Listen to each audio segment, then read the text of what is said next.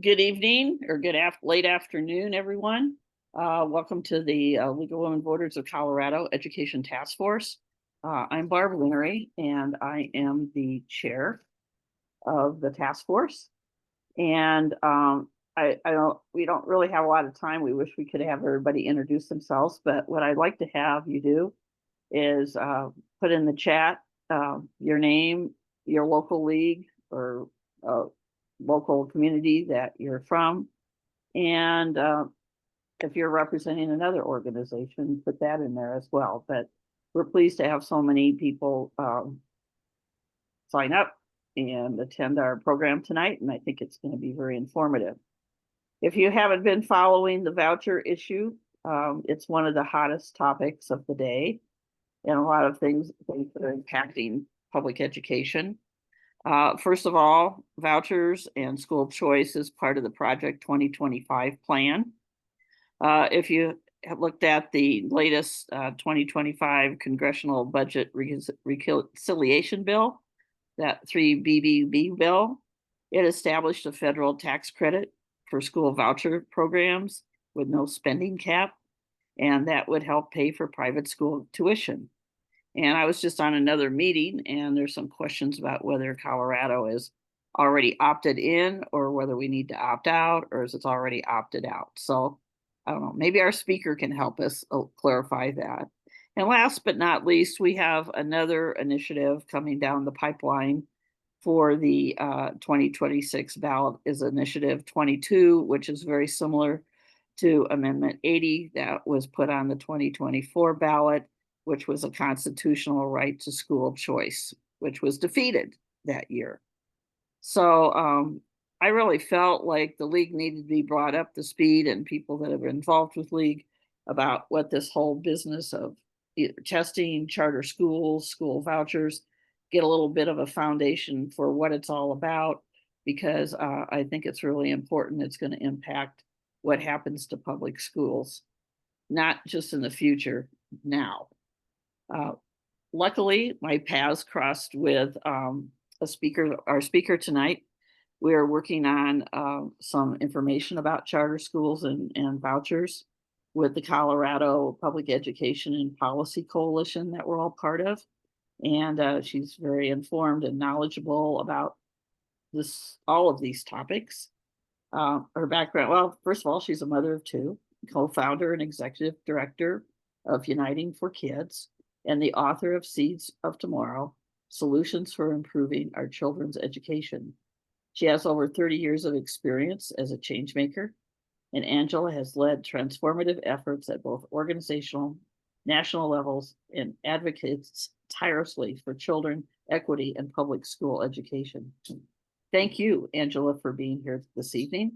And I'll let you take over and help share the information you brought with us tonight. And you can let us know if people can ask questions as we go Yeah. along or wait till you're done. But let's get started. Thank you. Terrific. Terrific. Well, thank you. I'm going to let you all know that I have a solution to how to fix public education. So at the end, I'm just going to leave that little teaser. If you want to know, you can ask me. I have found in all my teaching and advocacy that education is very deeply personal. And the reason that we haven't been able to make gains over the last 35, 40 years is because there really isn't consensus around what's the problem or what's the solution. And so it's a really complicated issue. And I'm going to give a little bit of background from my own story. And then what I want to do is open it up to a conversation with questions, because I know that you have difficult questions about, what's the difference between charter schools and vouchers, and are they related, and do they have the same impact? And questions about, well, how can standardization be really so terrible? Questions like that. And I hope that you will be brave enough to ask those, because I have spent my whole, career thinking about those, thinking about why can't we get consensus? Where are the divisions?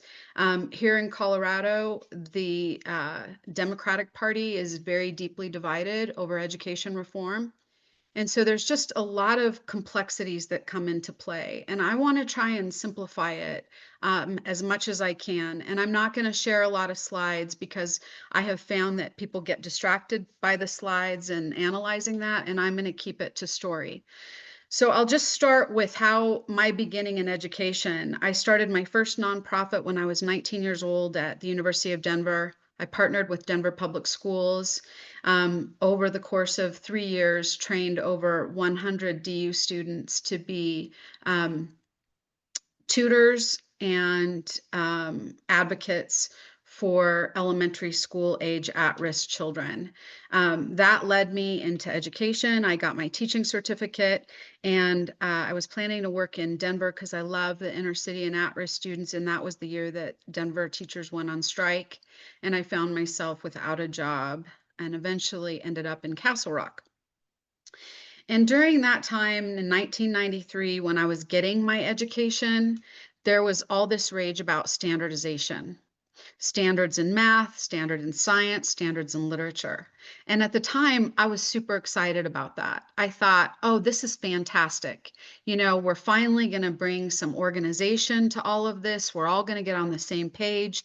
It will give me an opportunity to show what I've been able to do as an educator. It will give me an opportunity for my students to show what they've been able to do as students. And so I was big on the standardization bandwagon until I got into the classroom. And I'm a little bit of a type A high achiever. And so I would have all the standards written on the board, and then the students would have to provide evidence that they'd met the standards, and had these big, thick portfolios. And then at student teacher conferences, they would bring out their work and demonstrate how they met the standard. And then in 1997, CSAP came along. Now it's called CMAS, but at that time, Bill, now I can't think of his name, the Republican governor. It wasn't, was it Owens? Yes, Bill Owens. Okay. So at the time, Bill Owens was in office, and it was part of this agenda to bring accountability to public education. And so I administered the first CSAP test. And when I administered that first CSAP test to my fourth grade students, I was horrified. It was the worst assessment I'd ever had to give any of my students. And it made me pause and start to reflect on what's going on here, what's happening. And I started to look deeply at how these tests were written and how these tests were being evaluated. And the further I got and the more deep I dug, the more concerned I got. And the biggest revelation to me was the evidence that the number one correlating factor to test scores is socioeconomic status.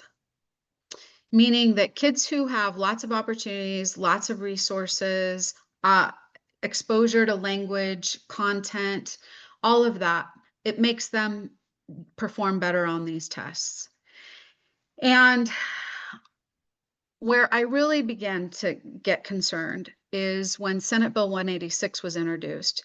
And that was the follow-up from Bill Owens, where we graded schools with letter grades based on the CSAP test scores. And a lot of us knew where this was going. And it meant that areas like Cherry Creek and Centennial and high income areas were going to be awarded as high achieving schools, and that schools that had higher populations of lower income students and disadvantaged students were going to be labeled as failing. And that's exactly what happened. And even though I happened to be in the Douglas County district where I was insulated from that, over the next decade, what we saw is this basically an extermination of educators who were veteran educators, who were experienced, and who cared about kids and who worked with the hardest kids in the Colorado community.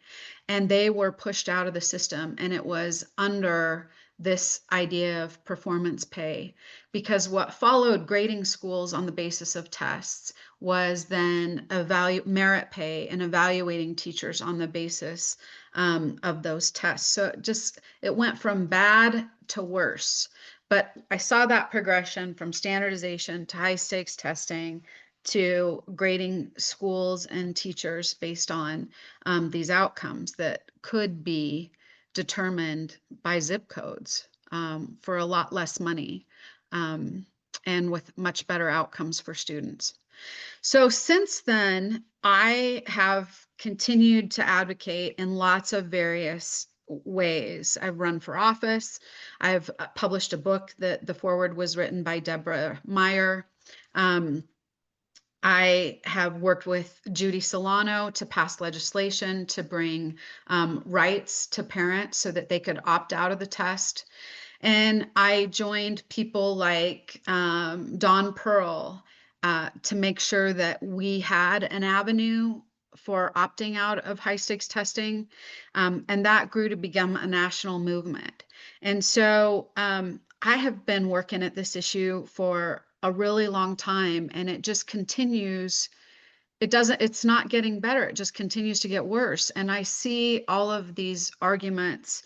In fact, the one that was just passed that literally expanded CDE and the dashboard by millions of dollars. And we already know that the outcomes are that we have wider achievement gaps, a low retention rate for both students and teachers. We have the highest remediation rates in college that we've ever seen. And so here we are 20 years later after school accountability, and the outcome and the evidence shows that it's failing, and yet we continue to see this agenda being pushed. And so I started to ask my questions like, what are the variables that are coming together? And there were a couple of really dangerous convergence that were happening simultaneously. One was, it used to be that the textbook publishers kind of dominated the school markets, especially in the large states like Texas and Florida, California. And that's what really drove their profit margins. Well, as we moved into kind of the digital age and the information age, the textbooks were less relevant and they became less relevant. And so we saw those test publishers kind of pivot and maneuver and try to find a way to keep themselves legitimate, keep themselves in profit making and viable over the next, education kind of innovation. And so they were really masterful. And we know that the drafters of No Child Left Behind were the publishers of these large test publishing companies. There's a great book by Susan Ohanian and Kathy Emery that's called Why is Corporate America Bashing Our Public Schools? And it connects all of the national and state interests that came together through the Business Roundtable to say, hey, there's a huge market here in education. And how can we tap into those those billions of dollars of public taxpayer dollars? So that desire for profit was one of the variables. The other variable was the Christian national movement, who really saw all these innovations in education and didn't like it. They didn't like things like multicultural education. They don't like things like diversity. They didn't like things like desegregation and busing. They didn't appreciate this performance-based education in which students were able to demonstrate their learning in a variety of ways. That for them is something that is too ambiguous and too outside of their means for monitoring and controlling. And so there was, at this time in the 80s, there was a lot of wonderful innovations that were happening in education. Cooperative learning, multicultural education, Howard Gardner's multiple learning styles. And this kind of move towards standardization was the pendulum swing that took us back to a more traditional, rote, rigid, narrow kind of education. And unfortunately, there was kind of this third element that came into play, and it's the one that I think has confused me the most. But because education is so deeply personal, and there has been a tradition throughout the United States in unequal education, groups like the NAACP came out and endorsed No Child Left Behind. And it was so interesting that you would have people that had stood on the platform for equity and civil rights now championing a policy initiative that was going to reinstate segregation and inequality. And the reason is that in their mind, they thought if you had accountability and that the teachers had to prove what they'd accomplished with those tests, that those kids would then not fall through the cracks, and Black and brown children would finally get an equitable education. Well, we know with the data that that didn't happen, and for those that argue the data matters, they're not paying attention to the most important data. And the most important data is not only did we not close the achievement gap, but we've in fact widened it, because instead of what we did during the war on poverty, when we brought libraries and free lunch programs and special education and books to low-income communities and communities that were predominantly minority communities, instead what we said is, we're going to give you a test and we're going to punish you for noncompliance. And I remember even sitting in a Colorado Education Committee hearing on the Parents' Rights Bill, and the disabilities community had come out to speak about why they were opposing parental rights and parental choice. And we were thinking to ourselves, we've already got the school voucher people and the charter school people that say that they're for choice. And yet here we are advocating a bill for parents to opt out of testing, and they're opposing that. What is the developmental disability community opposed to this? And their way of thinking was very similar to that civil rights group. It was their memory and their experience of their children, being educated in closets and isolated from the other children, and being delivered a substandard education. And they thought that, again, standardization and high stakes testing was going to be the pathway to equity. And I remember sitting in that hearing and explaining to them that my mother was a paraplegic since she was 18, and she was a strong advocate in the disabilities community, and that she would just be rolling over in her grave that they had taken that position, because equity was never about equal outcomes.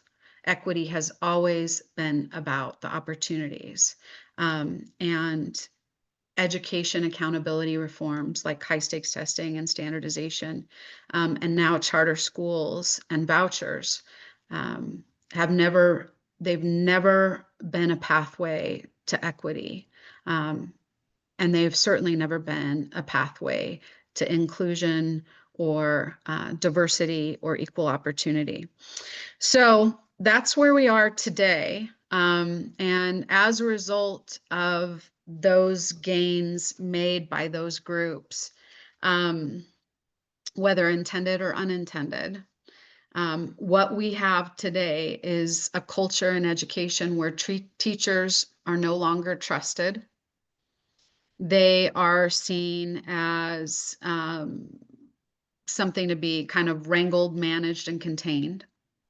And students are disengaged, and they sit in classrooms that really aren't about them anymore.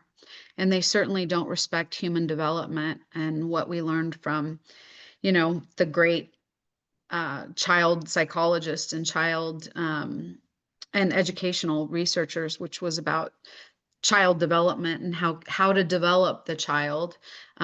So all of this policy it's not research based, it's not evidence based, and it hasn't worked. And yet we're continuing on down that path. And the path is the dismantling of public education. The path is privatization and school vouchers, and our kids sitting in front of computers where artificial intelligence is the new Mrs. Jones. And it's profitable, and it is reinforces the inequities that have been institutionalized in our systems. And so for those who are opposed to equity and inclusion and diversity, it's a real gain for them. And in terms of the Christian nationalists, it means the potential for them to go to private schools and have that be on the taxpayer tab. So that's the overall my experience and what I have come to understand. And I'd really like to take this moment now and open up the second half to questions from you so that I can answer those, and we can look at what are the opportunities to make an impact and where do we go from here. So if you want to write your question in the chat, I will take a look at those.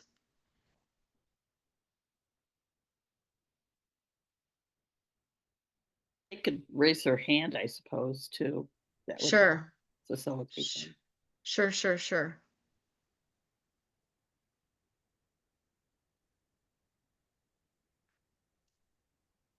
Any questions? It looks like you have a lot of agreement. Oh, well, that's great. I have a question. Sure. Hi. Hi. My name's Lori. I am in Douglas County, and we recently had an experience down here in Douglas County with the charter school, John Adams Academy. I don't know if you're familiar. I did a lot of community organizing around it. We had a lot of opposition to the school approval process. And we really ended up spending several months just bashing our head against a wall. I think there are all of these like structural barriers in place to community input on what charter schools can go in or should go in. This one I feel like was not a good fit. It's not a great school. It's has all of the kind of problems that you were just describing. And despite overwhelming opposition from local residents, particularly because the school went through the Charter School Institute, I think, we lost that fight, and the school was authorized. So I want to know, what we're feeling demoralized, and I would love to hear what tips and advice you might have looking forward. If we run into this situation again, I think it's likely we will run into this situation again, being in a planned development that's growing. What should we do differently to keep this outcome from happening again? Yeah. Well, a couple of things. One, there's a lot of misinformation about charter schools. And so I think really keeping the spotlight on the outcomes and the performance of those charter schools is really key. People don't know that charter schools don't have to hire licensed teachers. And so there are a lot of people that go into charter schools as strong proponents, and they leave as, up big doubters because they find out that it's it feels like an elite education, but really it's not. It's just marketed to feel like an elitist education. And so, just because you lost their authorization doesn't mean that you don't keep a really close eye on how they perform over the next few years. And I remember when we were fighting this and we had the League of Charter Schools, and they had the lowest test scores in the state. And they were the organization that had worked with Stand for Children, and Democrats for Education Reform, which is not Democrats at all, but what's called DFER, to get, Senate Bill 191 and Senate Bill 186. And so it was so interesting that they wanted school accountability, and yet when you held them under the microscope, they fell flat on their faces. And so part of the work was saying, look, if you're concerned about data and the evidence, then make sure you're paying attention to this and don't let them forget. So that's one piece of that. The other thing is that we need people in office. We need people in the state board of education, in local board of education positions, and we need people who care about kids running for those positions. Right now, Rebecca McClellan represents Douglas County, and she is a state board of education member, and she is a Democrat, and the Democrats were going to have their first majority. And in order for her to stay in power, she negotiated with the Republicans on the state board of education and asked them to nominate her, and then the Republicans voted for her, and then she nominated a state board member. I can't think of her name right now. Yasmin Navarro. Yasmin Navarro. And Yasmin Navarro, it was her first time on the State Board of Education, doesn't have education experience, and she represents the Moms for Liberty. And, once again, we have this group called Moms for Liberty, and they're all about banning books and a Christian curriculum. And so there's really nothing about liberty, but they're running under that banner. And so what Rebecca McClellan did is basically gave the Democratic majority over to the Republicans, who have an agenda around charter schools, privatization, and greater segregation and institutionalizing these inequities so that their kids have the resources and opportunities and children that are of color don't. We have to hold those people accountable. We can't let those moments pass without raising Cain. And this is hard work. It's not for the faint of heart. It takes a lot of courage and stamina to continue to work for the common good.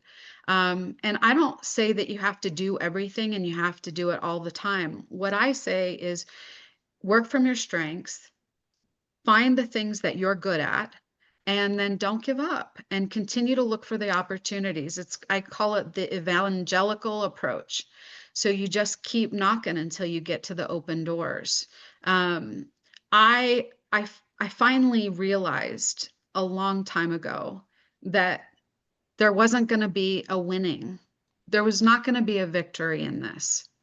That I had the option to either engage in the politics of today and be part of our communities and how the decisions of how we're governed, or I could sit that out. And I just reached the personal conclusion that to sit that out and to live a life of leisure or entertainment or even comfort was not going to be a fulfilling life for me.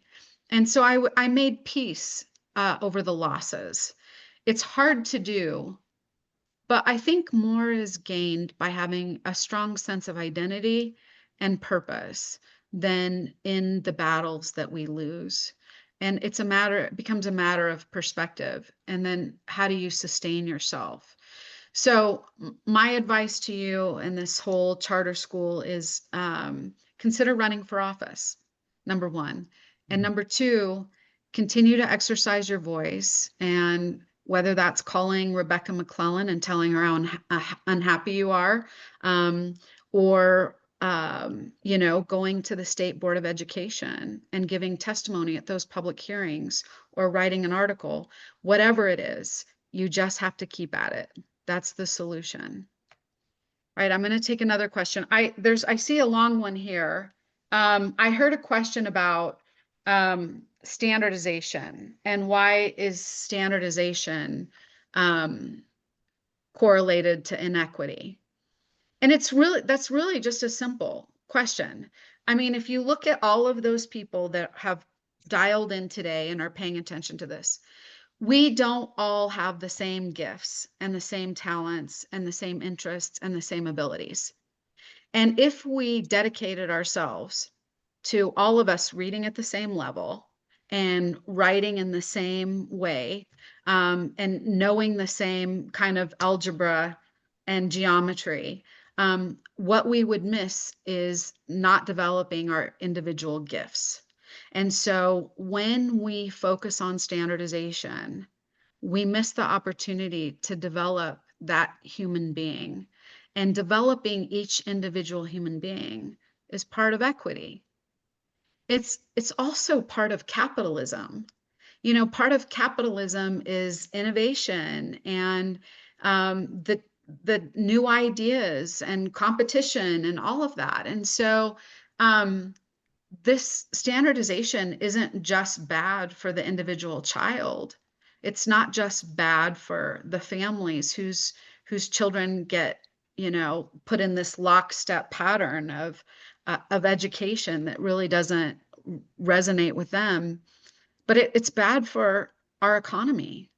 Because where are you going to get the new business leaders? Where are you going to get the inventors? You know, for a long time, we've led in terms of patents in the world. That's not going to be the case anymore. There's no standardization around, you know, creativity and imagination. And so how are we going to have these patent holders, and where are the new ideas going to come from? But it's also bad for democracy. And here's the thing that the conclusion that I came to, that was most horrifying in all of this. If you go back to the real design of public education, if you look at Horace Mann and what he was, you know, set out to achieve, the goal of public education is that if we're to be governed by ourselves, then we have to be educated. We have to be empowered. We have to be informed. And that's so that when our elected representatives fall too far outside of integrity, outside of honesty, outside of, you know, that fiduciary agreement that we have between citizens and government, that we consent to be governed, and that what we get is some return, a return of safety and security, but also a return of services. It requires, for that system of checks and balances, that we graduate students that are informed, educated, and empowered and engaged in the civics of today. And so what happened in No Child Left Behind wasn't just bad education. It was the beginning of the unraveling of democracy. Thank you, Angela. We have a question in chat from Jean. Does Colorado have a limit on how many charter schools it will permit? And then we'll go to Jeff. No, Jean, there's no limit. Jeff. Gosh, Angela, I thought you were going to have a long explanation there about the number of charter schools limited. Let me formulate my thoughts here. Lori had mentioned that she was kind of down about, you know, things that we could do and how to respond. And I was lucky enough to go to a meeting at the Montrose School District in regards to forming a classical academy. And it was fascinating to see a community come together to have a discussion about forming this classical academy. It seemed like the primary driver at the classical academy were moms who were homeschooling, and they were tired of homeschooling. And they Yeah. wanted their children to be cared for in a special way. They didn't want them to go to a public school, but they refused to acquiesce and send their kids to public school. Ultimately, it was great to see democracy in action. And I was really proud of the moment to see public education really shine. And a second comment, the voucher system in Oklahoma has the poorest rate within the state for education. So that the track record so far for vouchers is pretty lousy.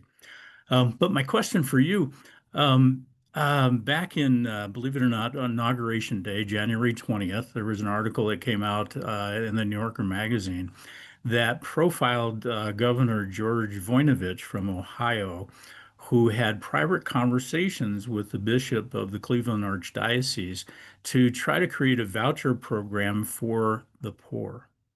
Now, they said if we do this on the down low, we can develop this voucher program and it will grow. And then they got folks in the Ohio House to support their cause. And ultimately, the voucher system is alive and well, but currently being challenged in the courts in Ohio.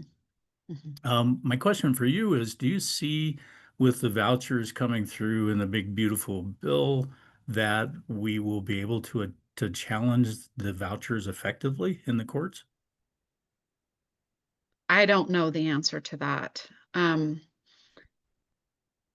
can tell you a little interesting history that when Colorado passed its voucher initiative and then it went to the Supreme Court and it was challenged, do you know who defended that? It was Ken Starr that came to defend the voucher initiative. And what he told Steve Shuck, who was a developer out of Colorado Springs, is he said, "You called me in too late. You called me in to defend this, and you should have called me in to draft it." And so they've been trying to draft this in a way that can get through state constitutions for, decades now. And you're right, we know in states that have voucher programs, Detroit, can't remember the other big one. We know what vouchers means to public education. It's disastrous. I mean, it tanks those public schools. But the worst thing is it tanks those neighborhoods. It tanks those home values. It takes those city municipal governments. And it especially fails those children. And they're not interested. They don't care. They're not interested in educating children. It's a political agenda. And the failure of public education is not the concern for them, it's the goal. So I'm concerned with the Supreme Court that we currently have, that when it is challenged at the Supreme Court, that they will, much like the overturning of Roe versus Wade, find a way to allow states to institute voucher systems. Thank you. Yeah. Think, have we gotten to Dave or Jan Mormon's question? No. Okay, Jan? yeah. She was talking about, it's interesting that you would advise to look for outcome and performance of charter schools. How is that different than your position on standardized testing? Well, was it David who just spoke? Dave? Was it Jeff. Dave? That was Jeff. Jeff.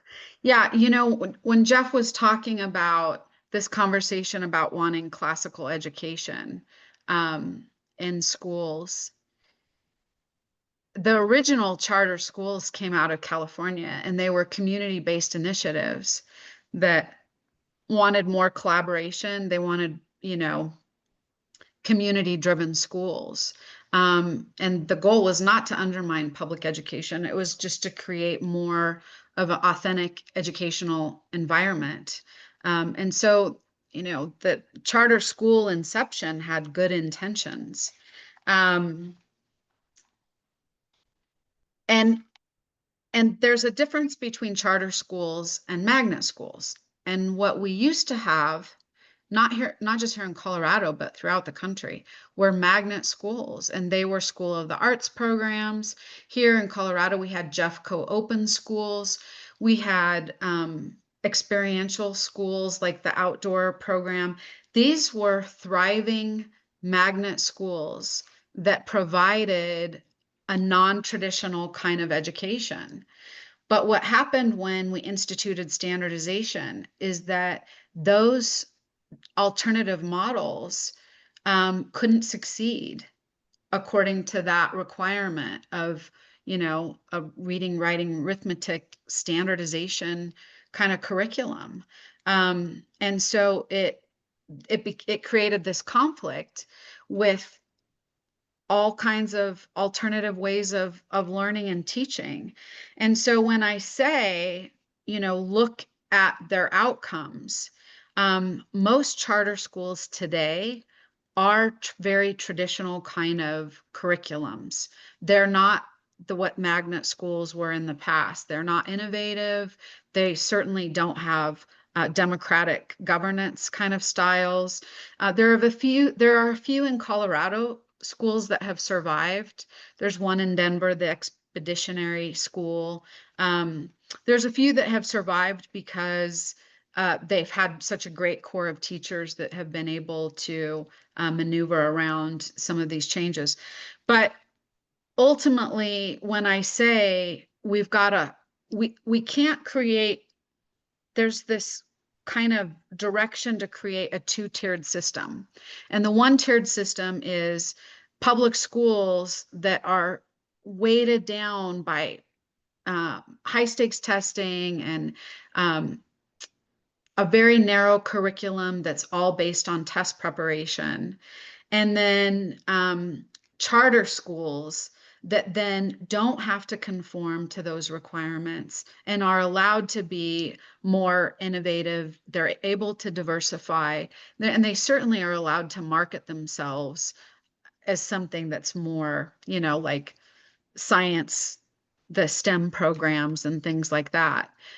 And because they don't use licensed educators, and because they don't have integrity in the educational program, there are a lot of them, and I'm not saying all of them, because there's some that are successful, and most of those have high income students. So again, it's less about, you know, how you're organized and governed, and it's more about what's the makeup of your demographic, of your student demographic. And for example, the Latino initiative, La Raza, just filed a report that said their brown children in charter schools are not showing any gains. And that's where we have to go back and say, listen, you said this was going to be a quality education. You said that this was, you know, these students were going to get an education, and they're not. And so if you value accountability and integrity, then we want something done. And you have to go back to the local school boards and do that. And then you have to go to your legislators and make sure that they know that too, because there's a disconnect sometimes what happens in our local communities and what's happening at the state capitol, where you have the influence of people like Governor Polis, who is a corporate education reformer, and his whole career has advanced high stakes testing, standardization, and charter schools. Does that make sense? I hope I answered that question. It's complicated, but the bottom line is that I'm not saying that testing is the indicator of successful students or successful schools. But I'm saying it has been used against our public education system, and we should use it in the same way against charter schools who are not meeting the needs of students. Okay, I'm going to go to the next question. Okay, good. I think, well, David asked, you know, how do you get the information about their performance? when there isn't any published like traditional public schools. It's still available. Yeah, if it's a And- charter school, it's still Yeah, available. and somebody, Deb Stetler put something in that. There's results available in the Department of Education. And then Carol had a long, lengthy comment about, I think, military schools. And Carol, maybe you might want to just make a comment about what your question is. Oh. I'm reading it, Carol, right now, Okay. but yeah, please feel free to go ahead and share that so everybody can hear it at the same time. Well, so a couple of years ago, one of the major newspapers, perhaps the New York Times, had an article about the success of military-run schools run by the Department of Defense.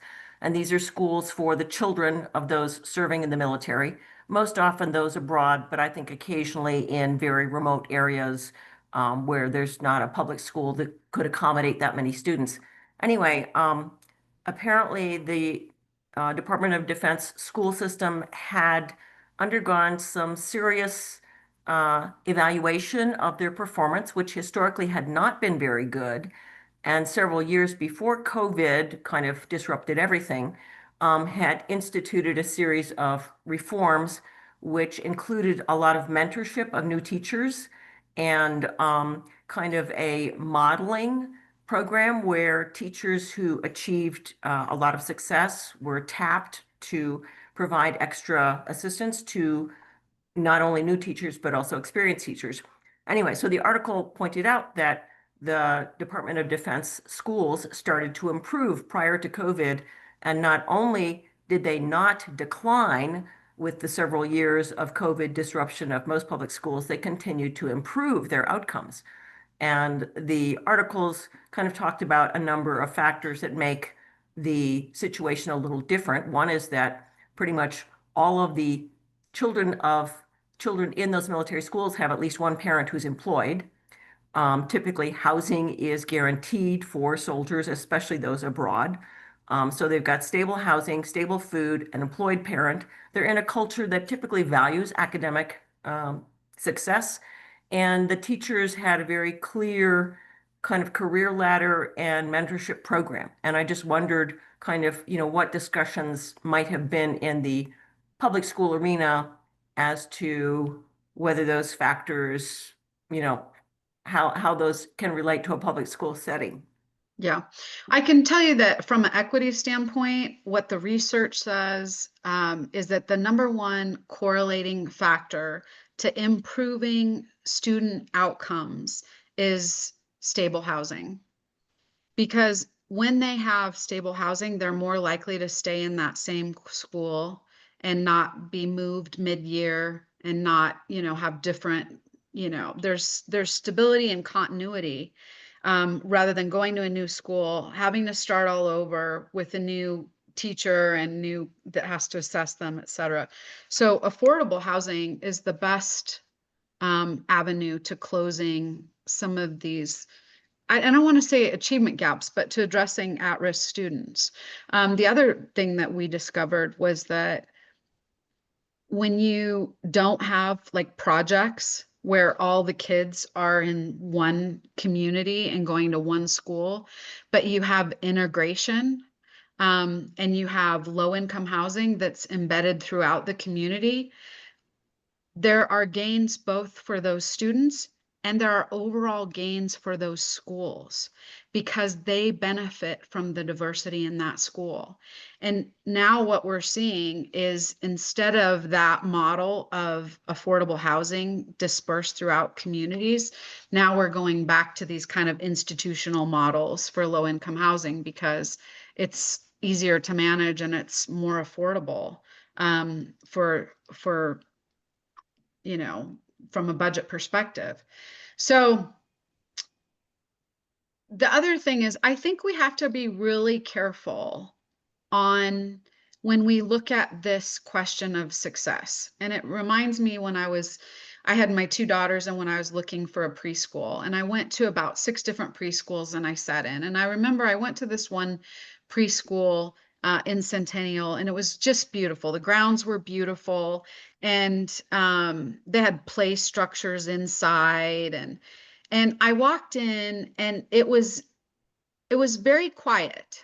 And there was this one teacher that was working, you know, with this child, with this group of children. And I was asking the director, I said, you know, what can I expect for my child if we choose this preschool? And she said, well, you can expect, you know, that they will recognize their letters, that they will know one-to-one correlation, that they will be able to, and she's running through all of these performance things. And so I go to the next preschool, and it's in the basement of this church. You know, the stairs are concrete. It's not the like safest entrance I've ever been to.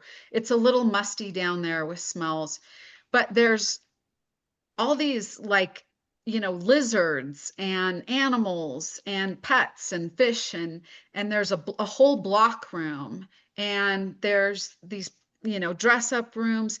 And I noticed that everywhere I go that the children are engaged and they're smiling and they're talking to each other and they're interacting with their environment and their things.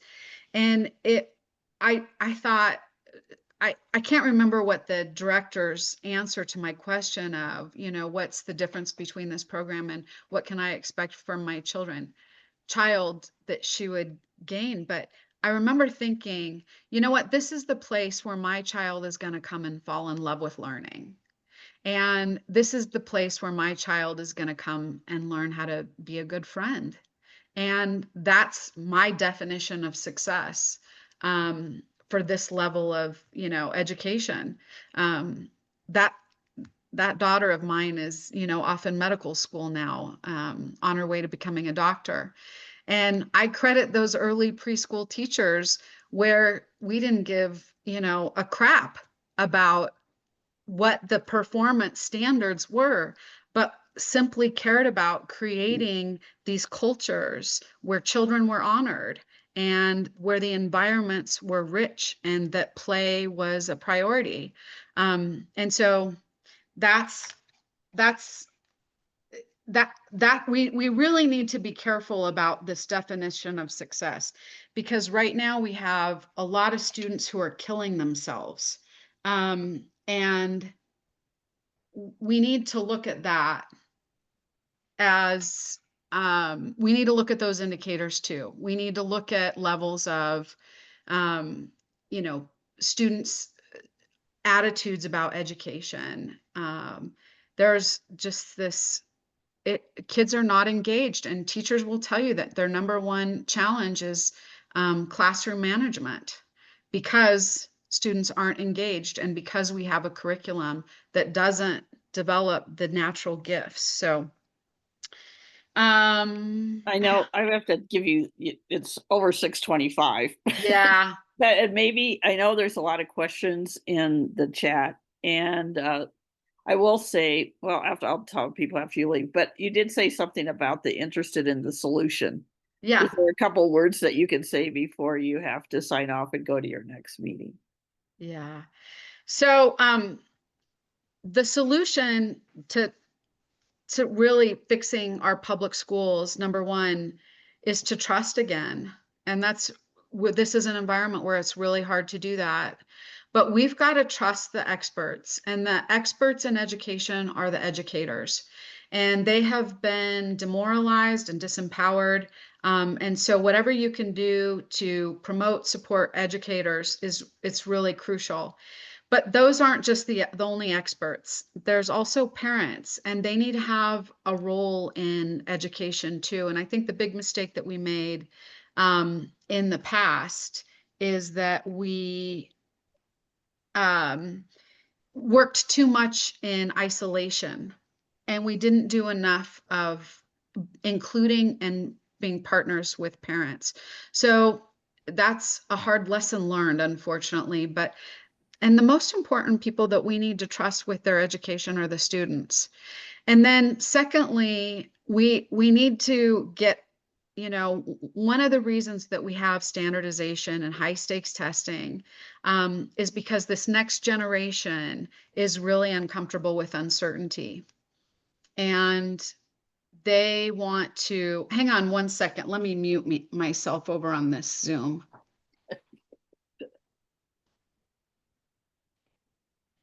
They want to control the variables. And there's a great book called The Wisdom of Insecurity. And one of the things that comes from the wisdom of insecurity is a recognition that if you want the best outcomes, that you have to have a greater tolerance for chaos and uncertainty.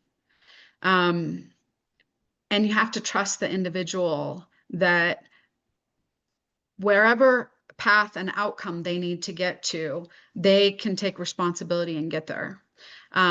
Because we are meddling in our own insecurities and needing to project all of these standards, test results, control over educators, writing, scripting the curriculum, all of that is really at the root of that is people's own insecurity. So that's the solution. And I know it's not a neat one or a tidy one, but trust and an acceptance for the uncertainty is the answer. Well, maybe we're there right now. You know what we're missing is we're missing the trust for Yep. sure. Yes. Well, yeah, that's been eroded for over a long time now. Yeah, and when I say the chaos and uncertainty, you know, I think about that image of that preschool, the one preschool versus the other preschool, and what existed there is it's not my job to control what gets learned. It's my job to control that, you know, it's like there I messed that up completely. It's we teach them how to learn, not what to Right. learn. You know, that's what we teach. That's our job as educators. So, and not only as educators, but as parents and as, you know, the best thing that we do is modeling.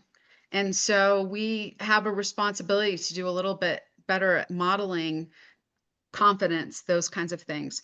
I'll tell you what I'm going to send to you, Barb, is Okay. I've done there's a couple of pieces. They're a little bit outdated. One is innovation versus reform. It really helps make the contrast clear. It's a model of duality, but that's where we live. And then the history of Colorado education reform. And I do community engagement. And so for those people that are in the metro area, feel free to come to one of my community conversations. And I've included that link, but that's, you know, living Oh, great. examples And of you sent me democracy. some other resources too that I can pass on. Yeah, and I sent my latest article, and I also sent the bill sponsors that are part of that article, Okay. because I'd really like people to use their voice and reach out to the people that are in the decision-making role and share your goals and your values and the direction that you want to see for education, because they're not hearing that enough. I So, know. and thank you guys. And Thank thanks you. for being part of the League of Women Voters, because you're Hey. doing all the most important things. So I appreciate that. Okay. Thank you, Angela. Thank you for giving us a lot of food for thought and a lot of different perspectives that we maybe hadn't thought of before we met tonight. And some of the questions I see, we certainly, Jeff Oster and I, Jeff's in charge of the, what's your task force now specifically, Jeff? Finding which tavern we're going to meet in. Oh, okay. You know, as Yeah, social director. that's the No. after. Keep me posted on that one, Chuck. Yeah, well, Thank he's you looking all. at First Religious Amendment freedom. rights and vouchers. Religious freedom. Religions and schools. So Great. we're gonna have we're gonna get together and get a program ready for everybody to talk about that aspect. So I saw some questions in the chat that came up. So we'll keep following up on this. Is something we need to continue to talk about, and we also need to help all of our members and parents and to talk to legislators because Yeah, that's and very I important. recommend A for PEP. Can't say enough good things about A for PEP. And I'm happy to come back another time too. So thanks again for the invitation. Hey, you're welcome. Thank right, you. bye-bye. Thank you. Thank you. Bye-bye. And we'll get that information to everybody too. So anyway, thank you everybody for attending tonight. Appreciate your questions and your engagement. And we'll keep posted and I'll let you know what we're gonna plan on doing next month, which I think is August 12th at the same time, same place. So anyway, good night. Thanks, Barb. Hey, thanks, Jeff. Thanks for coming. Thanks for your help, Beth.